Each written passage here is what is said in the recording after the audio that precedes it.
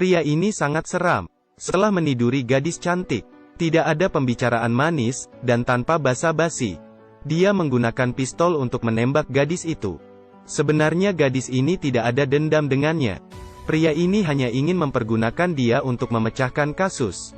Kasus seperti apa ini? Kembali ke 5 bulan lalu. Nama pria ini, dia adalah bos suatu organisasi. Identitas sebenarnya adalah agen senior dari organisasi misterius. Hari itu dia bertemu dengan anaknya. Tapi dia menerima telepon untuk melakukan perampokan. Si tidak mau, tapi tidak ada pilihan. Dia menggunakan waktu 2 menit untuk mengawasi mobil bank. Tapi dalam waktu 2 menit ini, saat mobil bank keluar, sudah dirampok oleh perampok lain. Mereka merampok uang, dan membunuh supirnya. Mereka juga membunuh anak si yang mendekati juga ditembak hingga jatuh di lantai. Sebelum dia pingsan, si mengingat bekas luka di mata kiri pelaku. Si yang sudah terbangun menyuruh bawahannya untuk mencari tahu keberadaan pelaku itu, tapi tidak ada hasil setelah beberapa bulan. Kemudian si terpikir sesuatu. Dia pikir di perusahaan truk tunai pasti ada pengkhianat. Dan perampokan itu pasti kerja sama antara orang dalam dengan perampok. Jika demikian, maka rahasianya ada di perusahaan truk tunai itu. Jadi, si meminta identitas baru dari organisasi. Dia berpura-pura sebagai orang baru masuk ke perusahaan itu. Saat tes dia hanya menggunakan setengah kemampuannya. Semua orang kira dia hanyalah orang biasa. Tapi kelakuan dia, seperti memberitahu semua orang. Jangan macam-macam dengan saya. Saya bukan tidak mau bicara. Saya hanya tidak ingin berbicara denganmu. Si segera bertugas, dan para perampok juga mulai bertindak. Mereka menculik atasan si Bullet, dan mengacam si agar memberikan uang di mobil. Supir truk pun ingin kabur, tapi si tidak ingin kabur. Dia ingin melihat siapa bos di belakang para perampok. Benar saja, si menunjukkan kinerja yang bagus. Dia menghabis para perampok dan tidak boros peluru. Karena satu peluru satu perampok.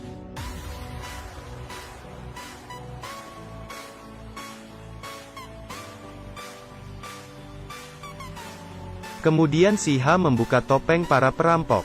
Sayangnya mereka buka pelaku yang dia cari. Kinerja heroik si sangat dihargai oleh atasannya. Ini adalah orang yang kami butuh. Kamu adalah pahlawan sebenarnya.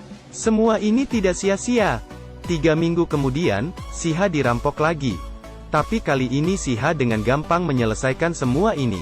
Rekannya mengira karena si yang seram membuat perampok kabur. Tapi sebenarnya kedua perampok itu adalah bawahan si Sangat kebetulan ya, karena kinerja yang bagus 2 kali berturut-turut, si pun terkenal.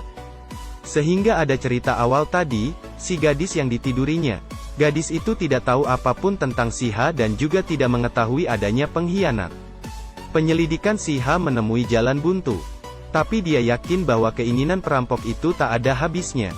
Sekarang dia hanya perlu menunggu para perampok itu bertindak. Benar saja, tidak lama kemudian para perampok mulai bertindak. Kali ini mereka akan melakukan perampokan besar. Mereka ingin merampok gudang perusahaan truk tunai. Ini sekitar $200 juta, dan jika berhasil, mereka bisa pensiun. Jadi bagaimana mereka tahu tentang jumlah uang ini? Tentu saja ini informasi dari pengkhianat. Pengkhianat itu adalah Bullet. Bullet memberitahukan rahasia ini ke si Dia tidak tahu si kehilangan anak karena perampokannya. Dia jamin si bisa selamat, asal dia menurutinya. Tentu saja Bullet harus menggunakan si untuk melewati pemeriksaan di dalam perusahaan truk tunai. Si pura-pura setuju, dalam hati, akhirnya dia bisa membalas dendam. Jangan terlalu sombong, saya yakin kamu tidak bisa lewati hari ini, katanya dalam hati. Dengan begitu, para perampok sembunyi di truk tunai dan masuk ke gudang. Mereka pun mengendali situasi, para agen saling tembak dengan perampok. Tapi perampok menggunakan baju pelindung. Dalam sekejap, perampok membunuh semua orang. Si yang diikat dan disandera. Namun dia berhasil menjatuhkan seorang perampok. Dan merebut pistol serta helmnya.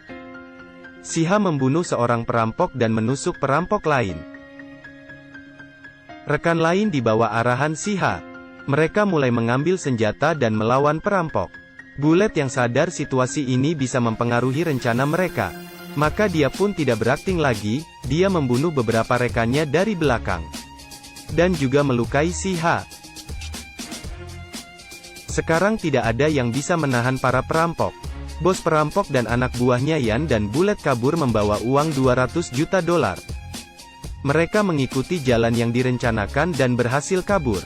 Dan menghadapi uang yang begitu banyak. Ketiga orang pun memikirkan suatu hal. Yaitu membunuh teman, dan mengambil semuanya. Yan yang pertama membunuh bos perampok dan menembak Bullet. Jika Bullet tahu semua ini akan terjadi, untuk apa dia melakukannya? Akhirnya rencana 2 bulan ini dimenangi oleh Yan. Yan pulang ke rumah, dan saat dia ingin merayakan keberhasilannya, seseorang menunggunya di belakang. Yaitu si H, dia tidak mati. Dan dia menyembunyikan telepon di salah satu tas. Untuk melacak lokasi terakhir para perampok. Si H memberikan laporan anaknya ke Yan. Yan pun sadar, orang ini datang untuk balas dendam. Si H tanpa pikir panjang, dia membalas dendam dia. Dengan mulai menembak Yan. Kamu berani membunuh anak saya, maka saya akan membunuh semua keluargamu. Dan juga, namanya Dougie.